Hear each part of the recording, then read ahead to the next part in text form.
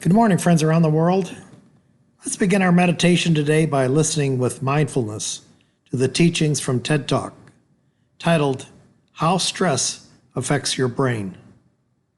Let's get in our comfortable positions.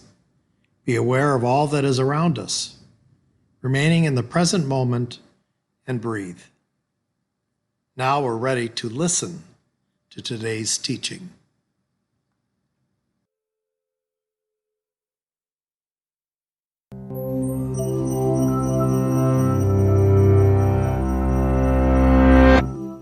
Are you sleeping restlessly, feeling irritable or moody, forgetting little things, and feeling overwhelmed and isolated?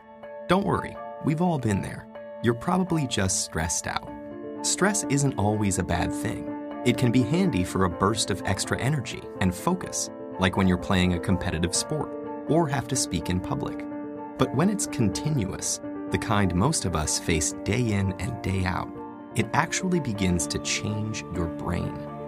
Chronic stress, like being overworked or having arguments at home, can affect brain size, its structure, and how it functions, right down to the level of your genes.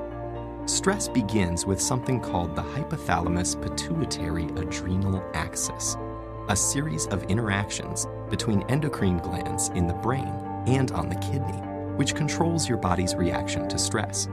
When your brain detects a stressful situation, your HPA axis is instantly activated and releases a hormone called cortisol, which primes your body for instant action. But high levels of cortisol over long periods of time wreak havoc on your brain. For example, chronic stress increases the activity level and number of neural connections in the amygdala, your brain's fear center. And as levels of cortisol rise, electric signals in your hippocampus, the part of the brain associated with learning, memories, and stress control, deteriorate. The hippocampus also inhibits the activity of the HPA axis, so when it weakens, so does your ability to control your stress. That's not all, though. Cortisol can literally cause your brain to shrink in size. Too much of it results in the loss of synaptic connections between neurons and the shrinking of your prefrontal cortex, the part of your brain that regulates behaviors like concentration, decision-making, judgment, and social interaction. It also leads to fewer new brain cells being made in the hippocampus. This means chronic stress might make it harder for you to learn and remember things, and also set the stage for more serious mental problems like depression and eventually Alzheimer's disease.